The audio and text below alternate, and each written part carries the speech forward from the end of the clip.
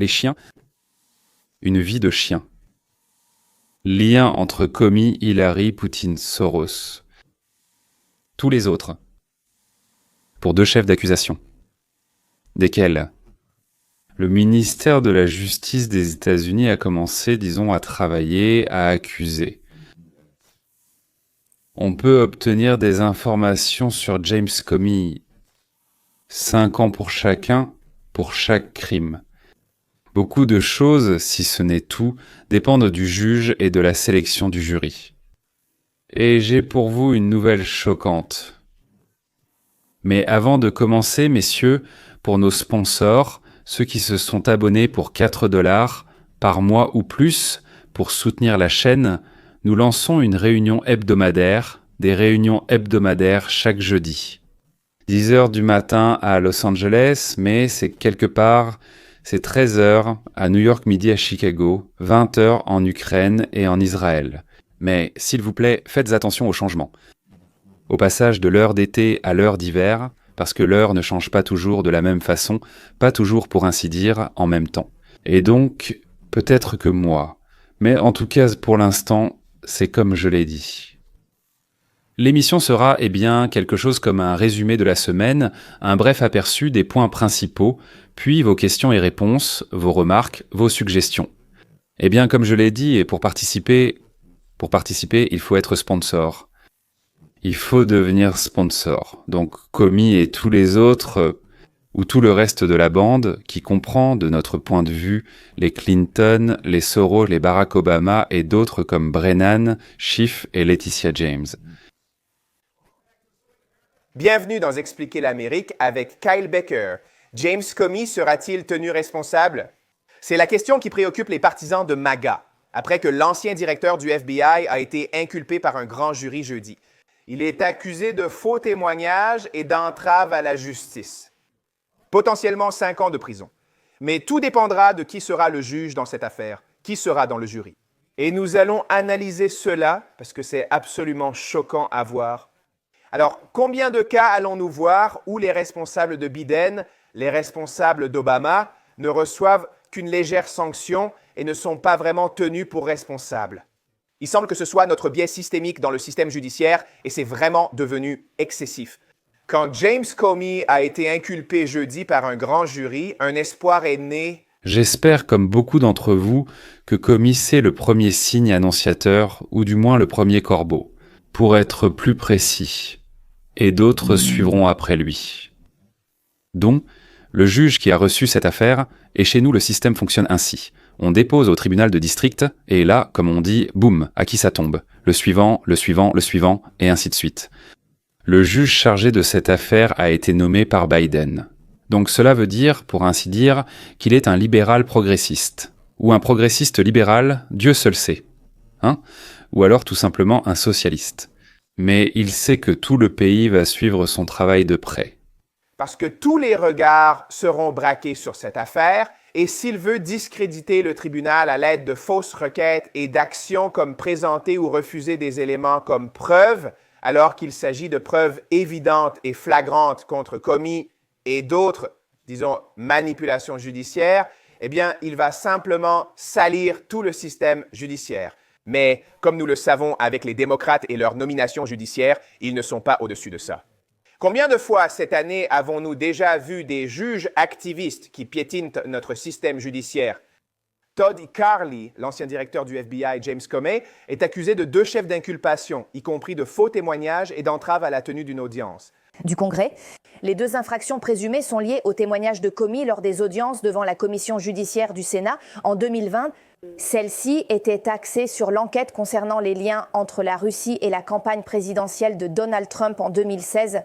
Alors, Comey est reconnu comme un possible criminel.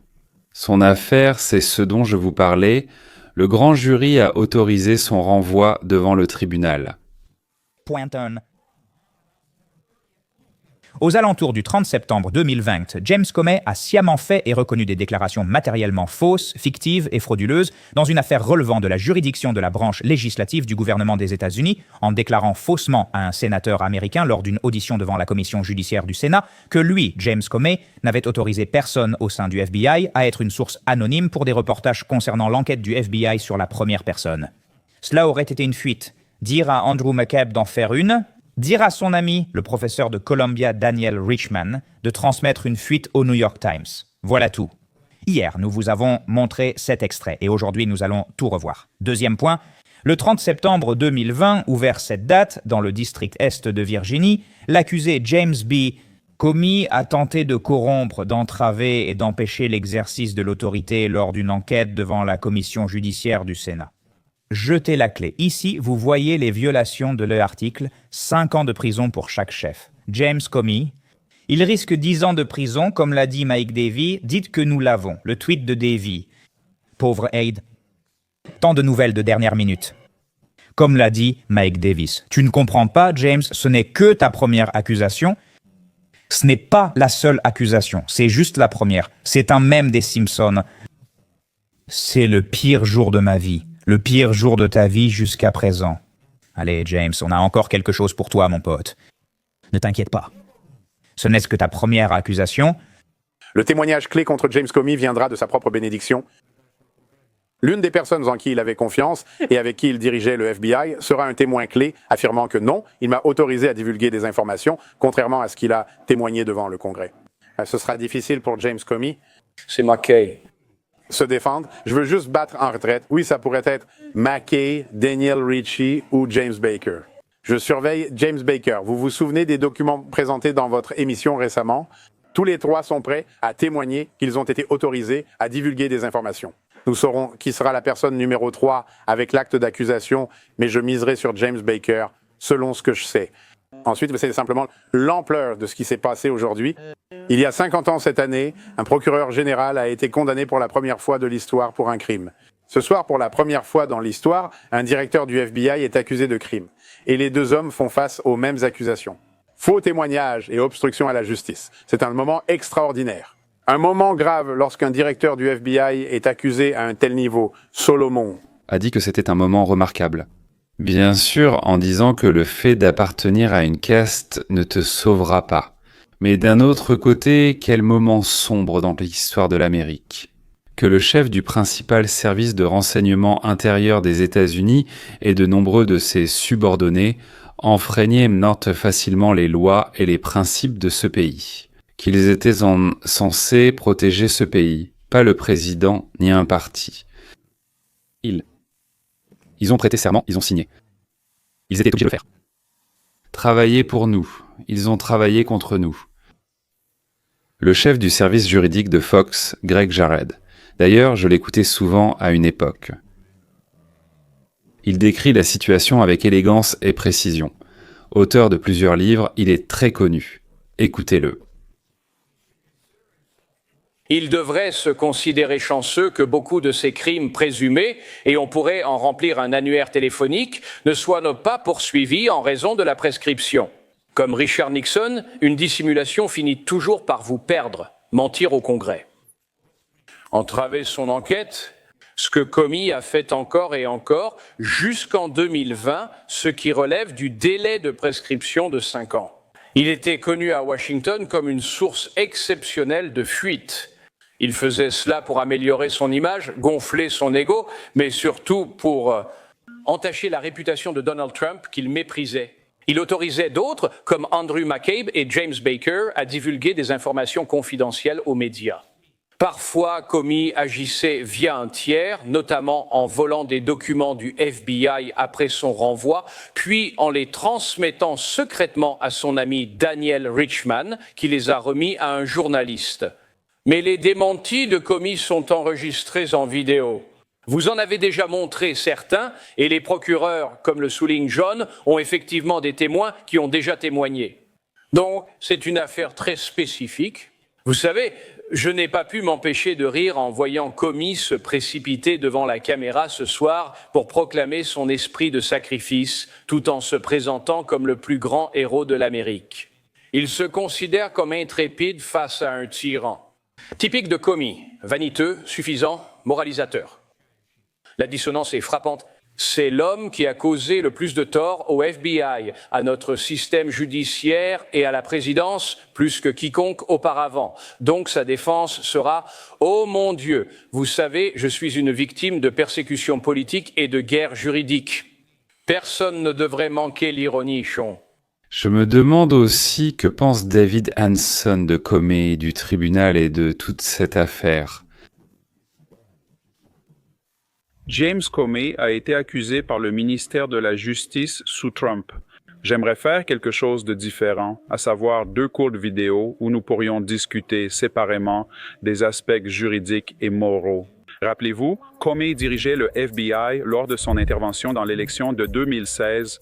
Il a admis avoir divulgué des informations pour piéger Donald Trump en enregistrant une conversation, puis en la retirant des dossiers du FBI et en la transmettant à Twitter à New York, comme une assurance, afin qu'il puisse discréditer le président des États-Unis si jamais il était menacé de licenciement. De plus, c'est lui qui a engagé Christopher Steele. Christopher Steele travaillait pour Hillary Clinton, essayant de contourner les évaluations du renseignement et de fabriquer ce faux dossier. Mais au final, moralement et éthiquement, il était en faillite. Hanson, je pense, est l'un des meilleurs analystes des États-Unis aujourd'hui. James Comey a été accusé par le ministère de la Justice sous Trump de 2 chefs d'accusation. Premièrement, il aurait prétendument menti sous serment devant le Congrès en affirmant qu'il n'avait pas autorisé les fuites à la presse par des employés du FBI, probablement en particulier Andrew McCabe, qui, il a été reconnu, a menti 4 fois, dont 3 fois sous serment, selon l'inspecteur général du ministère de la Justice. Et le deuxième chef d'accusation, c'est qu'il a entravé la justice en mentant au Congrès. Il a dit qu'Hillary Clinton, la candidate du ministère d'Hillary du Parti démocrate qui se présentait contre Donald Trump, avait enfreint la loi en utilisant un serveur privé non sécurisé et non protégé par lequel des informations secrètes ont été transmises, mais il ne pensait pas qu'un jury la condamnerait ou il ne pensait pas que cela atteignait un niveau de gravité suffisant. Ce n'est pas à lui de décider en réalité, c'est au ministère de la Justice. Il doit fournir des preuves. James Comey, souvenez-vous, a également rencontré Donald Trump. Et ensuite, ils ont eu une conversation confidentielle. Cela n'est pas contesté. Et James Comey a assuré au président des États-Unis qu'il n'était pas l'objet d'une enquête du FBI. C'était un mensonge. Il ne l'a peut-être pas dit sous serment, mais il l'a admis, tout comme Donald Trump. Ils sont d'accord là-dessus. Donc, il a menti au président des États-Unis. Et ensuite, qu'a-t-il fait? Il a enregistré cette conversation et ensuite, il avait 4 mémorandums. Concernant ses interactions avec le président, ils ont été enregistrés sur des appareils du FBI, mais il ne les a pas officiellement soumis au FBI. Il les a placés dans son coffre-fort personnel pour les garder en sécurité ou comme assurance afin de pouvoir embarrasser le président des États-Unis si jamais il était menacé de licenciement. Et qu'a-t-il fait? Il a pris l'une de ses notes et l'a remise à un ami qui s'est avéré être professeur, un professeur à l'université Columbia, dans le but de faire fuiter l'information, de la faire fuiter au New York Times afin de ne pas laisser de traces. Et donc, bien qu'il soit légalement accusé dans cette autre affaire ou ce crime, s'il est reconnu coupable de la fuite, il a admis qu'il avait fait fuiter. Il a fait fuiter des informations sur le président des États-Unis et il a également en fait reconnu qu'il n'était pas l'objet de l'enquête alors qu'il l'était probablement. C'est-à-dire que Comey a menti? Comey n'a cessé de servir fidèlement un seul maître. À lui-même. C'est lui qui a rédigé ce faux dossier. Et encore une fois, en plus de cela, James Comey était dans la pièce avec John Brennan et James Clapper lorsque Barack Obama, en fait, leur a dit à tous les deux pendant la campagne, mais même après l'élection de 2016, je ne crois pas que vos rapports de renseignement subalternes soient aussi précis en ce qui concerne l'absence de collusion russe effective. Je veux que vous m'apportiez quelque chose, je vais reformuler, qui montrerait que Donald Trump était impliqué dans une collusion. Il a aussi, vous vous souvenez, ri en disant qu'il avait envoyé son équipe du FBI interroger Michael Flynn, mais l'administration en 2016, pendant leur période de transition, était tellement incompétente, tellement mal préparée, qu'ils n'avaient même pas d'avocat. Donc, Michael Flynn les a simplement invités naïvement dans son bureau à parler avec eux et à témoigner contre lui-même sans avocat. Bien sûr, les agents du FBI qui ont participé pensaient qu'il était honnête avec eux et qu'il n'essayait pas de les tromper. C'est là où je veux en venir. Toutes ces choses dont James Comey était responsable, la tromperie russe, la collusion, la tentative de piéger Donald Trump, ou je ne sais pas ce que c'était. Diriez-vous que c'est une perpétuation? La perpétuation de la conversation puis sa dissimulation des dossiers du FBI et sa fuite indirecte vers le New York Times ou avoir un quelconque lien avec ce vaurien Christopher Steele ou essayer de réévaluer les évaluations du renseignement et tenter de fabriquer autre chose ou accorder un traitement spécial à Hillary Clinton. Mais si l'on additionne tout cela, au moins moralement et éthiquement, il était en faillite, absolument en faillite. Peut-être pas au sens strictement juridique ou pas dans... On ne pourrait pas le poursuivre devant un tribunal de New York ou de Washington et obtenir un verdict de culpabilité de la part d'un de ses jurys, mais il est moralement coupable. Victor n'étant pas juriste, il a distingué le moral du légal. Lui, moi aussi, nous ne savons pas dans quelle mesure ce que Comey a fait peut constituer une base pour une condamnation, pour une incarcération, pour une peine. Mais ce qu'il... C'est une saleté répugnante, ça. Eh bien, même sans formation juridique, c'est aussi évident. La figure derrière Comey, Hillary, Obama, c'est bien sûr Soros. C'est ce dosson d'argent qui leur a permis à tous d'arriver là où ils sont arrivés. Soros vient tout juste d'avoir 95 ans. J'espère qu'il n'est pas immortel. Un catch-chay peut-être, mais pas immortel. Tu l'as, ça, et Georges, tout ce temps, tout ce dur labeur. À 95 ans, tu assistes à l'effondrement final. Tout s'effondre. C'est sûrement difficile, mais la bonne nouvelle, c'est que la plupart de cela arrive. Parce que, contrairement à toi, je sais que les gens sont bons, intelligents et même honnêtes. Et, à la fin, les gentils gagnent, comme pendant la Seconde Guerre mondiale. Tu te souviens, tu étais adolescent quand tu as eu affaire aux nazis. Je sais, tu n'avais pas le choix. Et j'y crois vraiment, tu n'avais pas le choix. J'aurais probablement fait la même chose si j'avais eu ton âge. Et je le dis honnêtement. Cependant, ce qui m'a toujours intrigué, c'est que si j'avais fait un tel choix, je pense que j'aurais eu, je ne sais pas, plus qu'un simple moment fugace de réflexion à ce sujet. Tu sais, ce qui m'a toujours intrigué, c'est que, d'après tes propres mots, tu ne t'es jamais retourné et tu n'as jamais ressenti une seconde de culpabilité ou de regret. Je pense avoir raison. Vous avez vendu des biens issus de maisons confisquées aux Juifs par les nazis. Ils avaient envoyé les Juifs dans des camps de la mort, vidé les maisons et vendu les objets précieux sans aucun regret ni réflexion sur cela. Vous n'y avez jamais pensé ni offert de seconde chance. Je ne sais pas exactement, mais j'ai déjà entendu plusieurs fois que le jeune juif Soros revendait les bijoux pris aux juifs envoyés dans les camps de concentration. Il les revendait là-bas, à la population. Je n'ai trouvé aucune confirmation à cela, ni sur Internet, nulle part, et je sais seulement qu'à sa naissance en Hongrie, Soros s'appelait A. D. De Baladi Schwarzenka. Peut-être. Dieper Schwarz, désolé. Je pense qu'il est devenu Soros quand, en 1947, à l'âge de 17 ans, sa famille va déménager à Londres. Un peu plus tard, en 1992, Soros était déjà président du fonds d'investissement Quantum. Il a réuni un groupe de personnes très riches et a fait chuter la monnaie britannique.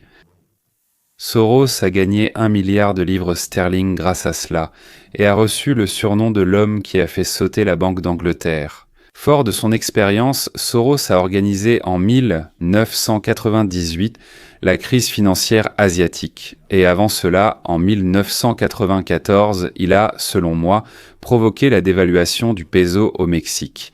Et en 2013, il a provoqué la chute de la valeur du yen japonais. Un homme remarquable, c'est... il est devenu tout à fait clair que vous êtes vraiment un psychopathe. Lorsque vous parliez de la façon dont, je cite, vous faites ces petites expériences avec des pays et des devises que vous faites s'effondrer, vous savez que des gens souffrent, mais vous trouvez cela, et je cite encore, je ne sais pas, amusant. En ruinant des centaines de milliers de retraités.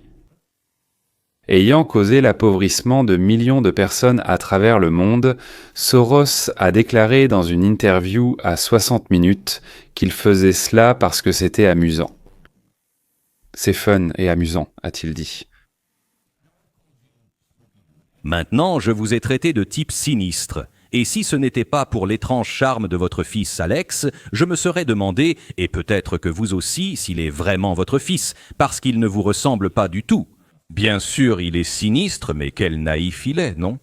Je veux dire, vous étiez réputé pour avoir fait chuter la Banque d'Angleterre. C'est ainsi qu'on vous appelait, l'homme qui a fait chuter la Banque d'Angleterre. Votre fils fait tomber une autre banque. Il semble que ce soit le vôtre, ce qui est étrange. Parce que quand il s'agit d'investir et de gagner de l'argent, waouh, quelle déception pour un fils. Oui, George, waouh, qu'est-ce qui s'est passé? Quoi qu'il en soit, vous savez, plusieurs pays vous ont interdit, vous savez, ou même vos organisations ont été interdites dans leur pays parce que vous étiez tellement doués dans ce que vous faisiez. Vous savez, provoquer l'effondrement des monnaies et des sociétés. Mais quand votre fils a pris le contrôle de Soros Fund Management, vous savez, cette chose que vous avez construite toute votre vie, je veux dire, c'était un empire mondial. En décembre 2021, il a investi 2 milliards de dollars pour acquérir près de 20 millions d'actions de Rivian, un fabricant de véhicules électriques. Et il a acheté les actions à un prix allant de 70 à 100 dollars par action. En fait, il était tellement sûr de votre argent que c'était le plus gros investissement unique que votre fonds ait jamais réalisé.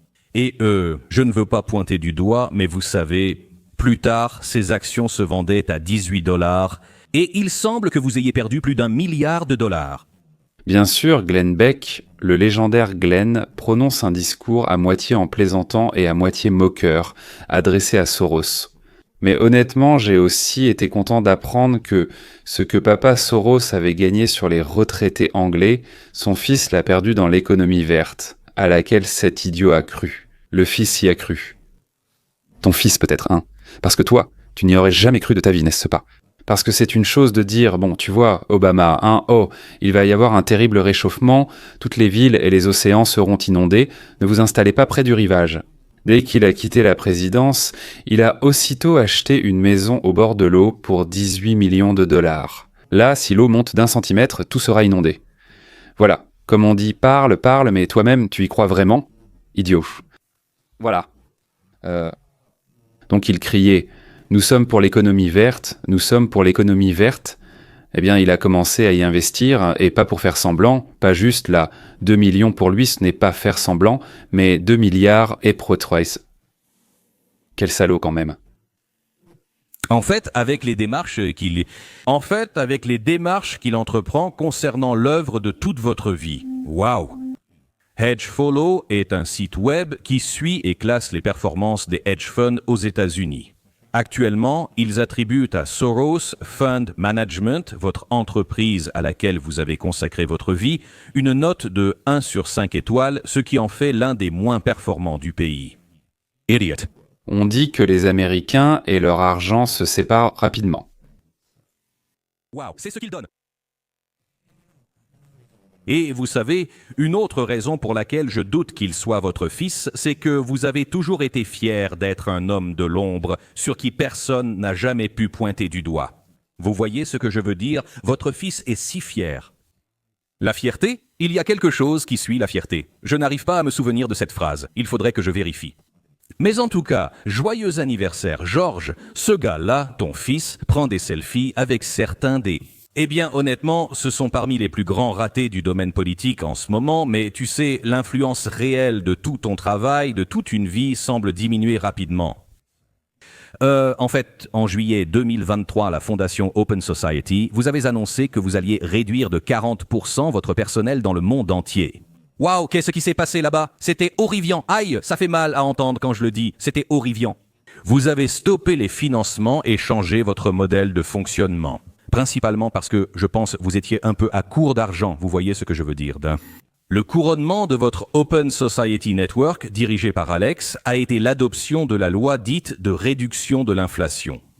Je crois que peu de gens savent que vous étiez vraiment impliqués. En fait, l'un des gars qui travaillait pour Open Society, je veux dire, vous avez rouvert le bureau de la fondation Open Society à New York pour pouvoir faire du lobbying, et vous êtes devenu l'un des plus grands précisément pour cela. Il n'était pas difficile dans ses choix. Il était tellement impliqué qu'il a même eu l'honneur d'assister au vote lorsque cela a été adopté. Waouh, mon Dieu. Oh mon Dieu, maintenant que ça s'effondre aussi, je veux dire, oh. Permettez-moi de vous demander, quand vous avez accepté cela, c'était à cause de Rivian. Je ne veux pas revenir là-dessus tout le temps, mais je dis cela car, en même temps, votre fils dépensait au moins 4 millions de dollars pour un échec. Et on pourrait se demander qui pourrait être aussi stupide. Certainement pas le fils de George Soros. Je veux dire, il est vraiment, vraiment intelligent. Pourquoi ferait-il cela ? Cela pourrait être parce qu'à ce moment-là, Rivian construisait une gigafactory dans son état et demandait certaines subventions. Elle n'a pas gagné et tout cet argent a été gaspillé. Mais la bonne nouvelle, c'est que Biden, à la toute dernière minute, a donné 6 millions à Rivian. 6 milliards et demi de dollars sous forme de prêt pour l'usine de la part du ministère de l'Énergie. Mon Dieu, ce n'est pas l'une de ces choses que Donald Trump a supprimées, n'est-ce pas ? Oh, ça doit faire mal. Il me semble que Glenn Beck n'aime pas beaucoup Soros. Et il n'approuve pas vraiment ses actions. Mais il n'y a pas que Glenn qui n'aime pas Soros, c'est un grand jour. Je ne savais pas. C'est un jour important. Je ne connaissais pas cet anniversaire. Pour une raison inconnue, ce n'est pas dans mon calendrier. À ton avis, pourquoi ? Je ne sais pas. Je veux dire, je suis quelqu'un qui a marqué notre monde. Il a 95 ans. Il a survécu à presque tous ceux qui ont tenté de l'arrêter. Pour être honnête, la plupart des économies qu'il a tentées ont échoué. C'est donc agréable. Et je voulais juste dire joyeux anniversaire George Soros. Je veux dire, je sais que nous avons eu des désaccords. Un jour tu as menacé ma vie, tu sais, je t'ai traité de type louche.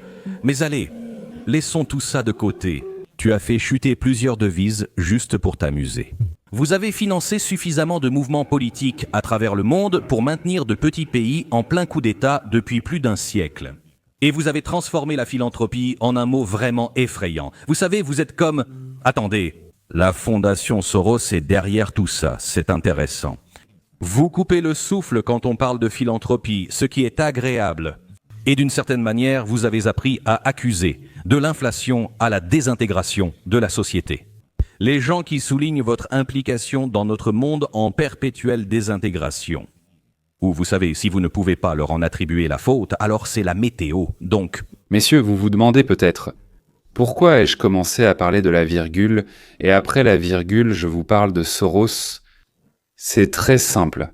À mon avis, ils sont les maillons d'une même chaîne, ou ce sont différentes faces d'une même pièce. Svadebnaya Kajdiya, tous les deux, se moquent totalement de la souffrance des gens. Ils font toujours ce qui leur est personnellement avantageux et agréable. Eh bien, vous pouvez tout de suite dire « Nous sommes tous égoïstes, nous faisons tout ce qui nous est avantageux et agréable, mais je n'ai pas encore fini ma phrase. » Ils font cela sans prêter attention au fait que leurs actions causent de la souffrance à des milliers de personnes. Soros dans une demi-douzaine de pays. Il a fait chuter la monnaie. Comment ? Il a jeté une énorme partie des ressources de la population dans la misère. Et pour lui, comme il l'a dit, c'était amusant. Eh bien, du fun, du divertissement. Et le petit homme gros de Corée du Nord a arrêté son propre oncle, qu'il soupçonnait de comploter pour prendre le pouvoir et de conspirer. Donc il l'a arrêté avec une vingtaine de ses assistants et assistantes. Ils les ont tous déshabillés, enduits de graisse et lâchés dans un enclos avec des chiens affamés depuis plusieurs jours. Et la cerise sur le gâteau, c'est que dans les tribunes de la salle, là où ça se passait, où l'enclos avait été installé, tous les hauts fonctionnaires de la Corée du Nord étaient entassis avec leurs familles, et dans la loge centrale, on avait placé les enfants et les familles de ceux que les chiens déchiquetaient. Kim Chen-in. Lui aussi pensait que c'était... fun. Il devait sûrement y prendre du plaisir, autant à ce qui se passait dans l'enclos qu'à ce qui se passait dans la salle. Pour que ce soit clair, la salle avait été prévenue que si quelqu'un se levait pour partir pendant le spectacle, il serait immédiatement jeté en pâture aux chiens. Personne ne s'est levé. Personne n'est parti. Au revoir. Le grand, intelligent, beau et tendre dirigeant de la Corée du Nord ne s'est pas préparé et n'est pas parti. Comey a organisé cela. Et soi-disant, lors de l'assaut du Capitole, il y avait là-bas, environ 300 agents du FBI déguisés avec toutes sortes de symboles « Make America Great Again », qui frappaient, cassaient, attiraient les gens à l'intérieur et provoquaient des bagarres. Au final, 1270 personnes ont été condamnées. 650 ont été condamnés à la prison, certains jusqu'à 22 ans. Voilà un exemple. Enrique Taril, 22 ans, Ethan Hardin, 18 ans. Joseph Beers, Septen Zacharel, 15 ans. Dominique Padola, Dixon est bien, et ainsi de suite, etc. Combien de destins ont été brisés? Combien de familles détruites? Combien de mal a été commis? Et les commis? Ils pensaient que c'était amusant. Eh bien, amusant, c'est vrai, vous ne pensez pas ça, vous? Drôle, c'est-à-dire. Ni Comey, ni Soros, ni Les Clinton, ni Les Obama, ni Laetitia James, ni Adam Schiff. Non. Des êtres humains. Ils sont dépourvus de compassion, car l'une des qualités fondamentales de l'être humain, c'est la capacité d'éprouver de la compassion pour autrui. Éprouver de la compassion envers une personne, une plante ou un animal. Chez eux, c'est totalement absent. Ils ne comprennent pas ce que cela signifie. Ne pas nuire aux autres, ça ne les préoccupe pas, comme si... J'ai parlé à ce genre de personnes quelquefois. Ils te regardent comme, tu sais, comme on dit, des moutons devant une porte nouvelle, non? Tu leur parles de morale, ils te regardent sans comprendre, se demandant pourquoi tu fais ça. Ils ne ressentent rien. Ils ne comprennent pas. Ils pensent pourtant que la personne fait semblant, joue un rôle. Pourquoi me dit-il ça? C'est évidemment des bêtises. Ne fais pas aux autres ce que tu ne voudrais pas qu'on te fasse. Qu'on te fasse. Pour eux, c'est comme une blague, une plaisanterie, un casse-tête pour les naïfs. Mais eux, ce ne sont pas des naïfs, n'est-ce pas, Romba? Ils sont vraiment sûrs d'eux, pas du tout naïfs. Des chiens. Comme on disait dans le Khaganat turc. Il y en avait un comme ça. Une mort de chien. C'est ça. Cette expression, elle est ensuite passée aux slaves, aux Mongols, à d'autres peuples. Les chiens, une mort de chien. Mais nous ne souhaitons la mort à personne.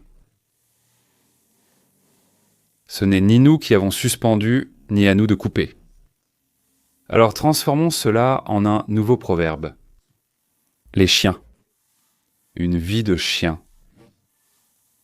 Je ne parle pas, bien sûr, de la vie des chiens de ma fille, qui ne voudrait pas vivre ainsi, mais de la tristesse, de la solitude, de l'impuissance, et qu'ils ressentent en permanence un sentiment d'impuissance. Avec eux, avec ceux qui leur ressemblent, nous menons le combat. Il ne faut laisser ni le Hamas gouverner Gaza, ni les Soros, Clinton, Obama, Comey gouverner. Il ne faut pas permettre à Lavrov, Poutine, Medvedev, Zelensky, Ermak d'approcher de la direction des gens. En général, il ne faut pas les laisser s'approcher des gens. Le mieux serait de les envoyer sur une île très lointaine et totalement inhabitée, au-dessus de laquelle rien ne vole et où personne ne passe à proximité, et leur donner un coffre rempli d'argent. Et rien d'autre. Un coffre rempli d'argent. Et qu'ils vivent comme ils veulent. C'est tout, terminons ici, à la prochaine fois.